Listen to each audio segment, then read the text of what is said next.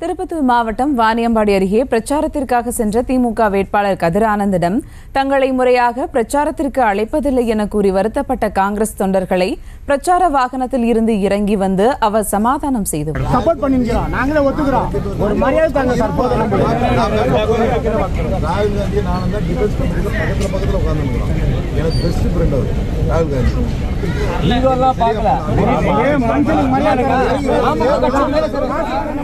கூடுதல் விவரங்களோடு இணைகிறார் செய்தியாளர் நாகராஜ். வணக்கம் நாகராஜ், விவரங்கள்.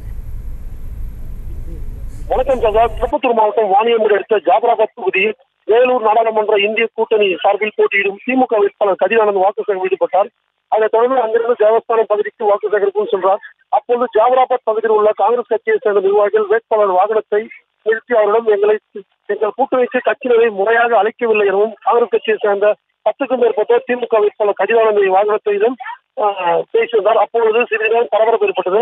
அதைத் தொடர்ந்து வேட்பாளர் கதிர் ஆனந்த் அவர்களை சமாதானம் செய்து நம் அனைவரும் ஒன்று இருந்தால் மட்டுமே மோடியை விட்டு அனுப்ப முடியும், ஆனால் தேர்தல் நேரம் முடிந்தவுடன் உங்கள் கோரிக்கைகளை ஒன்று சேர்ந்து பேசி அதற்கான தீர்வை எடுக்க முடியும் அவர் சமாதானம் செய்து வைத்தார். அதன் பின்னர் வேனிலிருந்து இறங்கி காங்கிரஸ் கட்சியை சால்வா அணியை வைத்து ஏற்றுக்கொண்டார். இதனால் அங்கு சிறிது நேரம் பரபரப்பு தொடரப்பட்டது. அவரை தொடர்ந்து கதிர் ஆனந்த் அவர்கள் அங்கிருந்து தன்னுடைய பிரச்சாரத்தை தொடங்கினார். சுபா, விவரங்களுக்கு நன்றி நாகராஜ். செய்திகளை உடனுக்குடனும் துல்லியமாகவும் தெரிந்து கொள்ள சப்ஸ்கிரைப் பண்ணுங்க.